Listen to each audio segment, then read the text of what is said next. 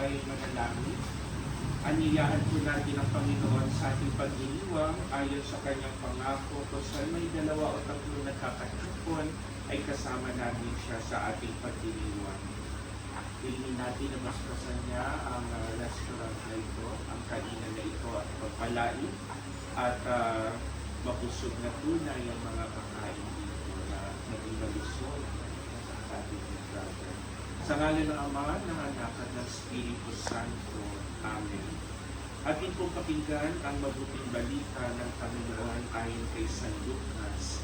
Papuri sa iyo, Panginoon.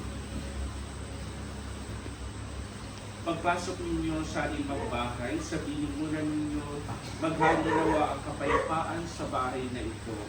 Kung maibigin sa kapayapaan ang Panginoon, sa kanila ang kapayapaan. Ngunit kung hindi sila magkakamit ito.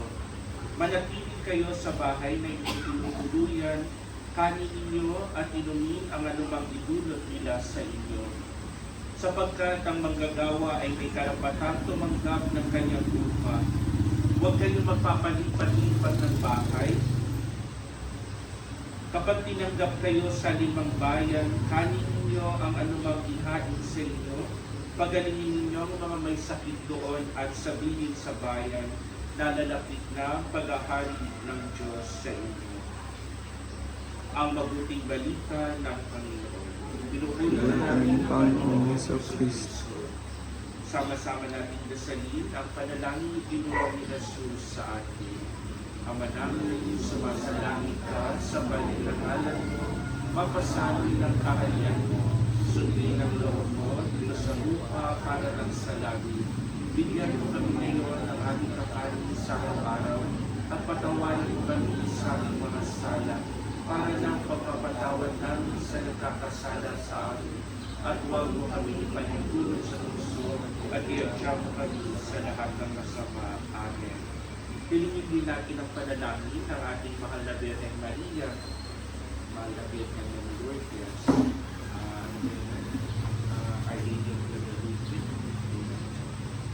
Paginoong Maria, natutulog ka ng grasya, ang Panginoong Diyos ay sumasa iyo.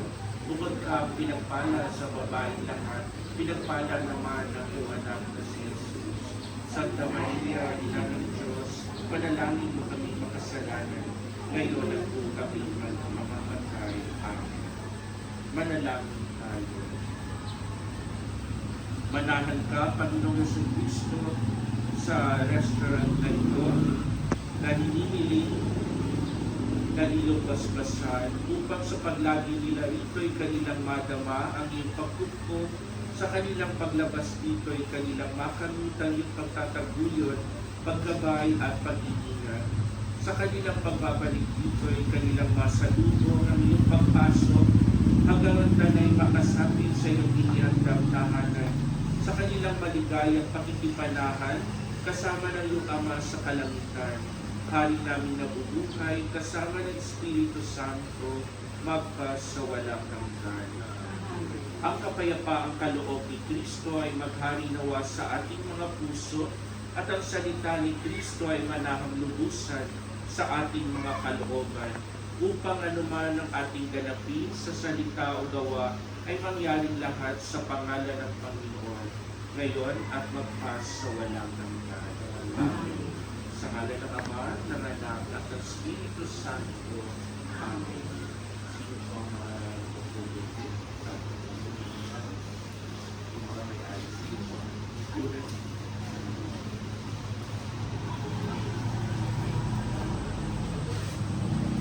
Ang bagong ano ba?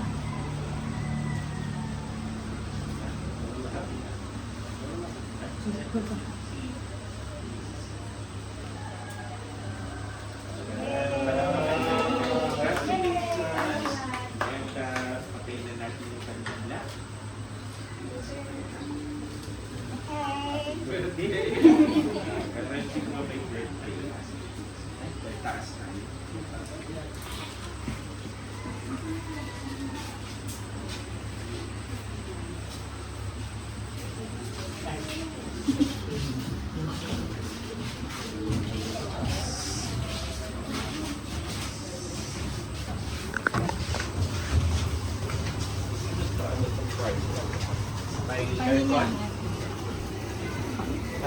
Kwarto. Wala may aircon na kainan.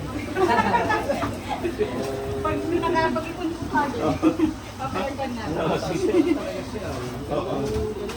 Oo. Kala ko kwarto lang. Oo. Hindi mo may apat na kilo pa pala. Oo.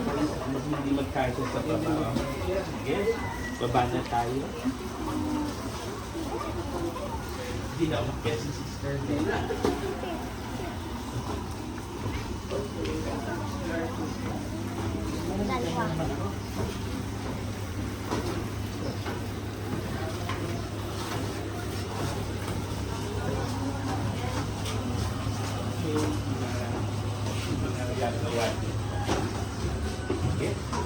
Pwede na po mag-hinga ako rin. Hindi, matingin ako ah. Order po ako, ma'am.